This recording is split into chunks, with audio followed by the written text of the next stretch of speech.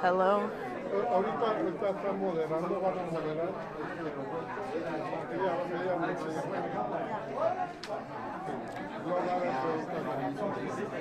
I'm MC.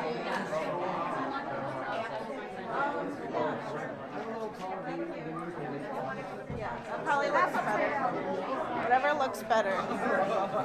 This has happened way too many times to me.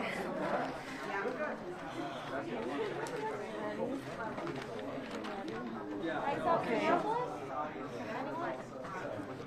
Good.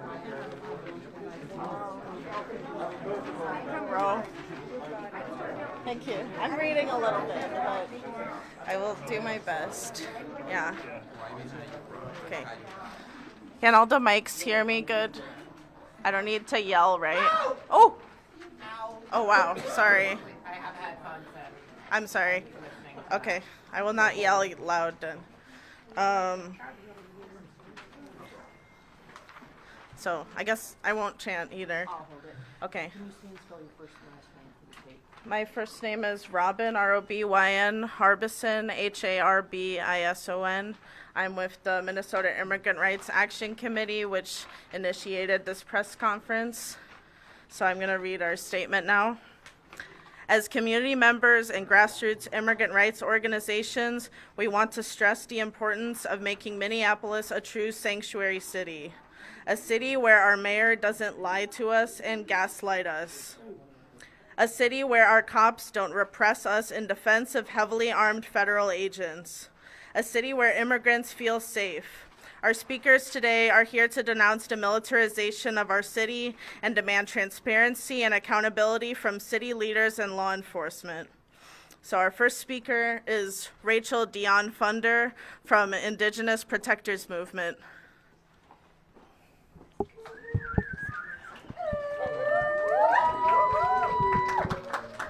it also possible that you say and spell your first and last name for the tape so we all know who you are?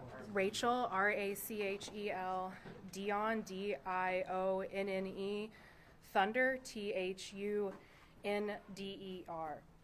So I'll say Tanse, good afternoon. My name is Rachel Dion Thunder, and I'm here today representing the Indigenous Protector Movement and community members demanding accountability and the truth from the city of Minneapolis for its role in the June 3rd's coordinated federal raid and known presence of ICE on East Lake Street in South Minneapolis. We stand here on the unceded land of the Dakota people. As Indigenous people, we have existed on this land since time immemorial. No one is illegal on stolen land. Yes. And migration is our natural right. Yes. Our people, as Indigenous people, have existed for thousands of years, longer than these so-called borders have existed over the past couple hundred of years. Recently, Minneapolis had declared to be a sanctuary city, with Mayor Frey publicly committed to not cooperate with ICE or allow our police department to be used against immigrant communities. And that promise was broken. Yes. Yep. Thus, we are calling for the following. 1, a full public investigation into the role of the Minneapolis Police Department and Hennepin County in June 3rd's operation, including the release of any communications or agreements with federal agencies. 2, an immediate city resolution reaffirming Minneapolis' status as a sanctuary city with strict enforcement on non-cooperation policies across all departments. Yes. 3, a public apology and direct engagement with the affected community members and businesses. 4, an end to the Minneapolis Police Department's participation in any joint task forces or operations involving ICE or IHS. Yep. Yes.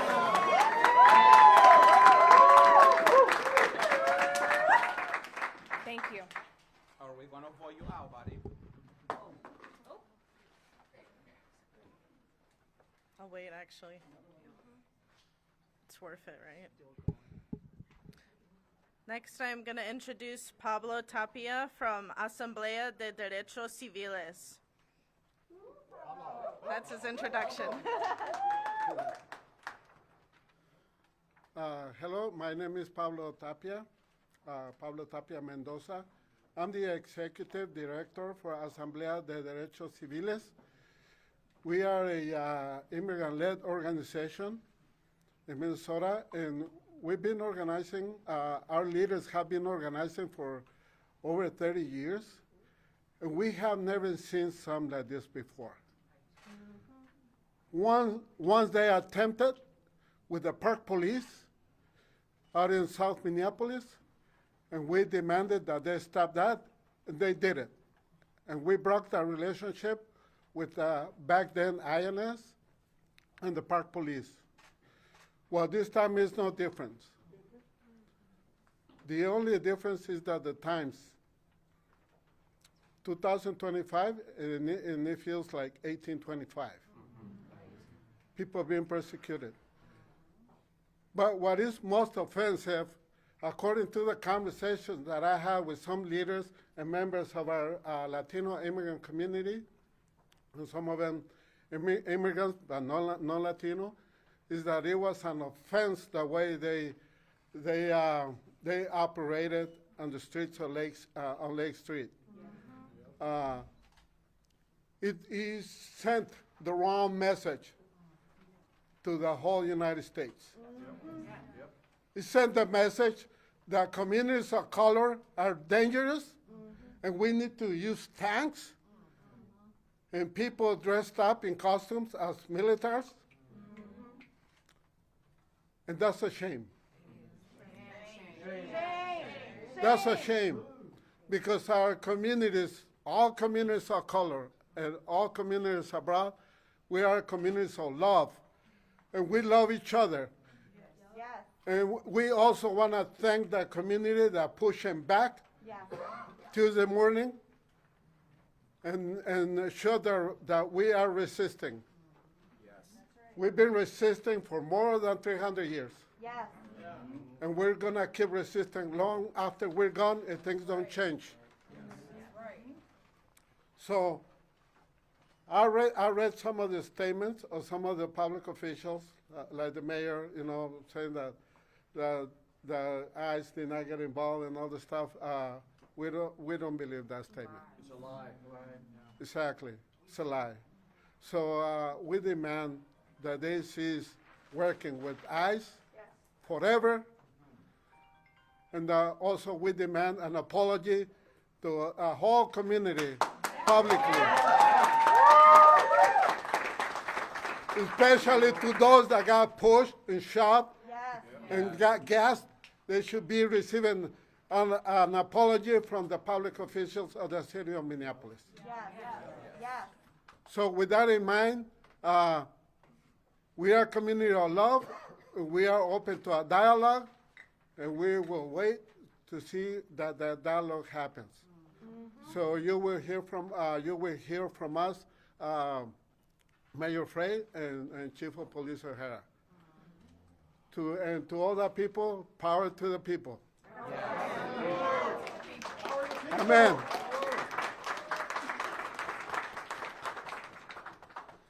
Our last speaker is Vash, who is also representing the Minnesota Immigrant Rights Action Committee. Give them a big hand.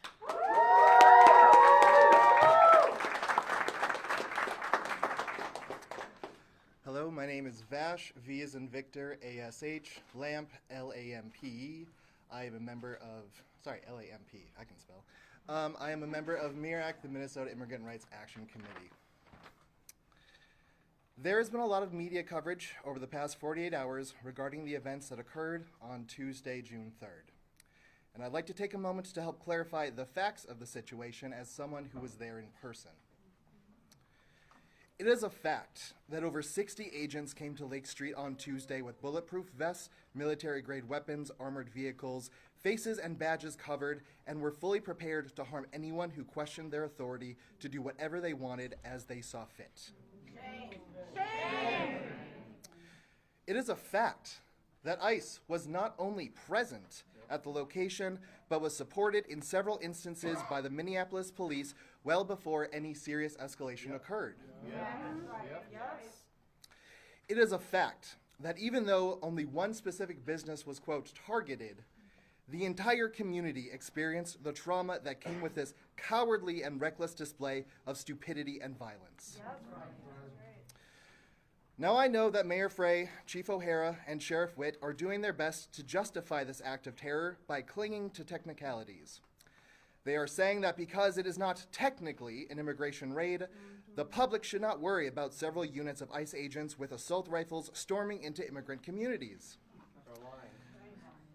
They are saying that it is the rumors of the ICE raid that caused Tuesday's escalation, and that it had nothing to do with officers actively seeking community members to assault, threaten, hurl into vehicles, and shoot with chemical deterrents. As shared by the Hennepin County Attorney Mary Moriarty, an ICE spokesperson confirmed their agents were on the ground and assisted by MPD during Tuesday's events.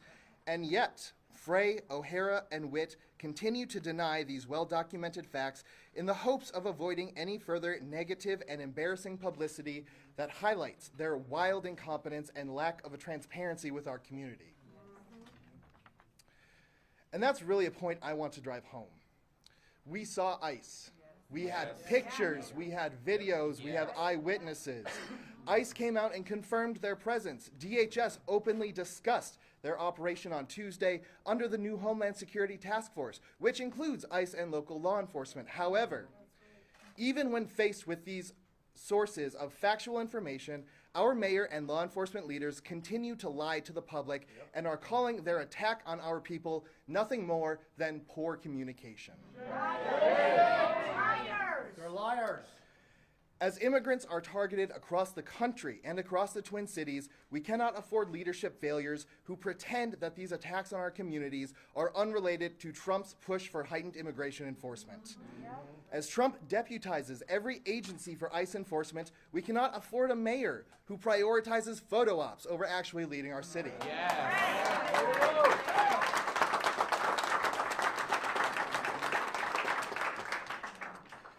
As Trump, Frey, Witt, and O'Hara utilize violence against our friends, families, and neighbors, we cannot sit quietly and hope that this all simply passes over.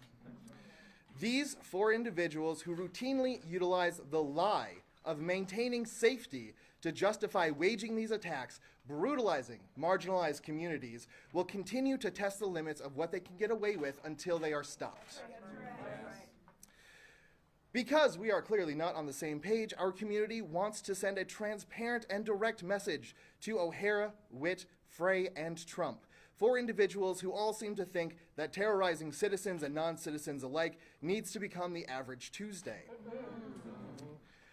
When Frey, Witt, and O'Hara carry out Trump's agenda, even if they call it a different name, we, this community, will respond. When ICE is in our neighborhoods, for whatever reason, we will respond. When immigrants are threatened with guns and semi-tanks in our streets, we will respond. When Frey, O'Hara, and Witt violate and threaten our sanctuary city policies to subtly appease Trump, we will respond. There is no amount of police violence, military force, or political PR tactics that these four can engage in that will result in the people of our community surrendering to this vile and racist agenda. While I wish this lesson would have been taken to heart in 2020, unfortunately, some people just refuse to learn. Unfortunately, some people choose to believe that immigrants and people of color are easy targets who don't deserve to have peace and safety. Some people choose to believe that they can carry out attacks on us without repercussion. Some people are just insistent on learning the hard way. So let me wrap this up by extending a greeting from our community. To all oppressive forces from the various acronym agencies, including our own suburbanite MPD, welcome to Minneapolis.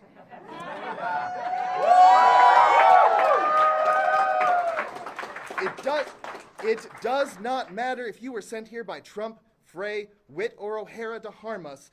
If you show up, we will too, and we'll see you in the streets.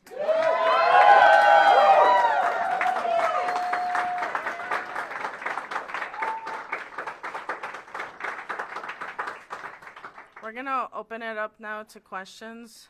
I don't know how many minutes we have for that, but. Can I do one question in Spanish? Yeah. ¿Sabemos por qué el gobernador Tim Walz no se ha pronunciado sobre el caso? Do we know why Tim Walz, they don't respond, nothing yet? No, we don't know why. I think he's distracted with scheduling the special session, trying to get that happening as soon as possible. While that budget includes major cuts to Minnesota Care, which helps undocumented Minnesotans access affordable health care. Or maybe it's part of the problem. Can I ask a city council member a question? I see there, Mr. Chavez, can I ask you a question? Sure.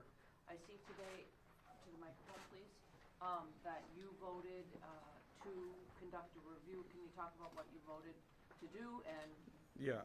if people don't know here what happened? For sure. So today in the Minneapolis City Council, we brought forward a motion that was authored by me, Council Vice President Chuck Tite, Councilmember Chowdhury, Councilmember Wansley, and Councilmember Osman for an after-action review over the city's response that occurred. It's an independent after-action review on the city's response that occurred on Lake and Bloomington on June 3rd. That response is a request to the city auditor that gets to make the ultimate decision on if they're going to take over the case, and then they will present that information back to the city on July 30th at the latest. And that was a request that we made. So that was approved unanimously by the city council. That's one of the requests that community members are making today, and that we were able to pass because it's clear that we need to get answers, and the answers that community are getting are not sufficient. And when will you know, when might this start, when will you know, you said, when might it be done?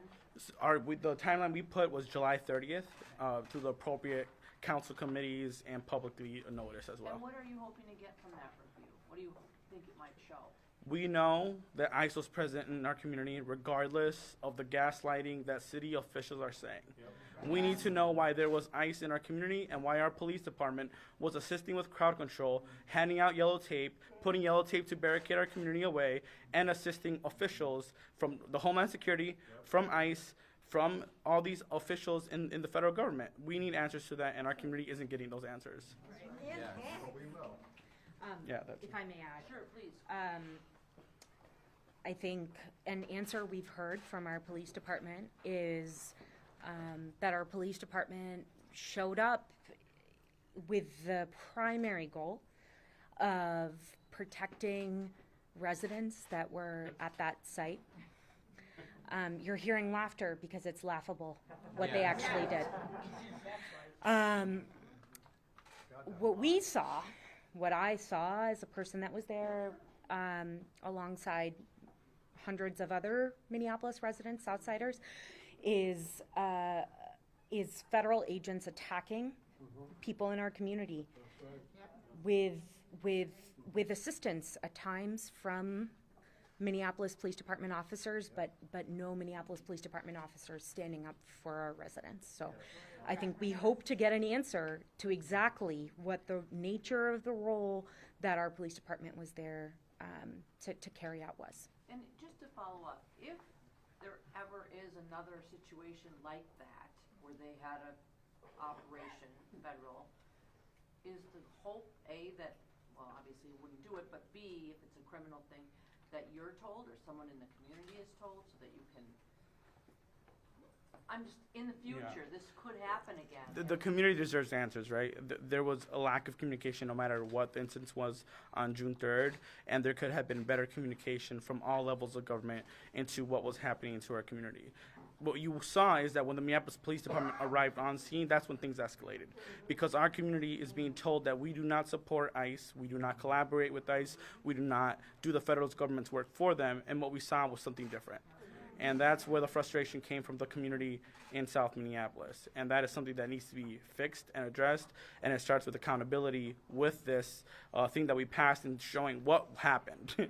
Because clearly, this isn't the only time that our community is going to be impacted. And when this happens again, if the city responds the same way, that is wrong. So, yeah. Our community, Latinos in the U.S., were the 5th largest economy in the world, and that counts. And this government, Latinos in the U.S. were the 5th largest economy in the world. And we're talking U.S. as if we were a country. This was a study made by Columbia University. So U.S. Latinos make more money than all South America. And this government is afraid of our power. And we have power. So let's stand up for our rights.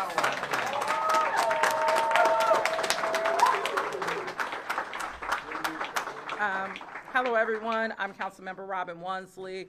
I also want to share, in addition to the after action, and I highlighted this earlier today, residents have long been asking what ways are we ensuring that our separation ordinance is being complied with by the Minneapolis Police, because there is documentation that rank and file leadership within the Minneapolis Police Department has aligned themselves with the Trump administration.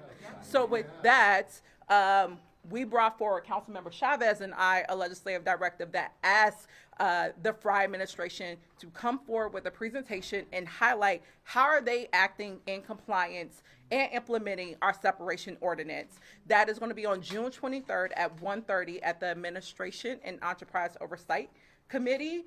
This is an opportunity also for residents to send questions to council members that we can also bring forward. My office is also more than happy to add a public comment period in addition to that item, so that you all can share those questions directly with the Frey administration. So I just wanted to share, in addition to the after action, we have another opportunity for accountability and transparency around this matter that same week. How does this get resolved? What does this end with? What is the end goal here? Well, accountability, it's all about Please, accountability. in front of the microphone. It is all about accountability, and that we need to have safe communities, without the fear of being feeling persecuted, right? So that's the end goal, have loving communities, and just walk down the street without being fearful of that you're gonna be attacked by some Nazi. That's all it's about. Pablo, Yeah. Pablo, I'm going to do a question in Spanish. Como líder latino, ¿qué significa para ti la presencia de Jacob Frey ayer en la calle Lake diciendo que todo estaba bien? Well,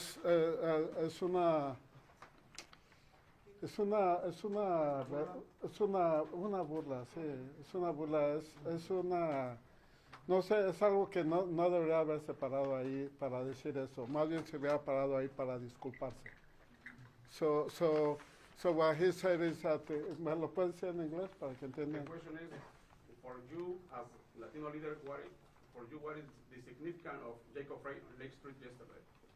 So I said that was a joke. Instead, what he should be doing over there on Lake Street yesterday, it was apologizing to our community. Yes. And admitting responsibility, and try to find ways to begin a truthful dialogue and solve this matter. But apologies, I heard those from politicians for the past 30 years, over and over and over again. Yeah. It's been reported that from Sheriff Witt that Minneapolis was not part of this. Minneapolis police were not initially That's a lie. informed of this. That's a lie. Is that, and should they be informed of any kind of actions in the city, or how are you going to address that, councilperson? Councilmember Oreen Chowdhury. That is one of the things we want to get straight answers from the after action review that'll be independent, and that's a question that we plan on asking at the AEO committee on June 23rd. What information did you receive prior to this operation? Who was called that brought you to the site? Why did you think it was appropriate to start engaging in quartering off the area and talking to officials from federal agencies on the ground?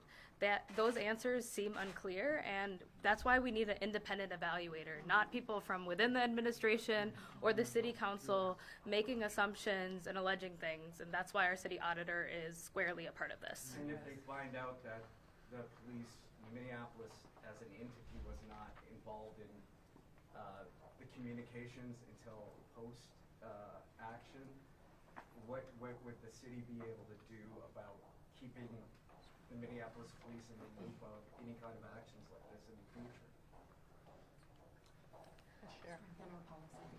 Yeah. Say that again? Oh, yes. One of the things that is on our list to work on as council members is to figure out ways in which we can strengthen our separation ordinance. One of the questions that is not answered that MPD is alleging is that they did not violate our separation ordinance, and we want that independent evaluator to come in and tell us what happened, because if there was a violation of the separation ordinance, or even the perception of the violation of the separation ordinance, that puts our communities and our immigrant community members in harm's way. Fire O'Hara, vote out Frey. That's right. Yeah. Bye-bye, Fry. Last question? When people of color are under attack, what will we do? Stand up, fight back! When people of color are under attack, what will we do? Stand up, fight back! When immigrants are under attack, what will we do? Stand up, fight back! What will we do?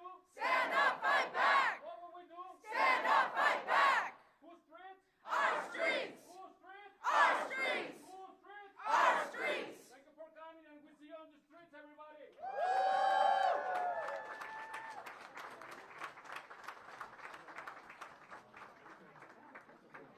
Can I say one final thing? It's not gonna get, okay. Mirac, the Minnesota Immigrant Rights Action Committee.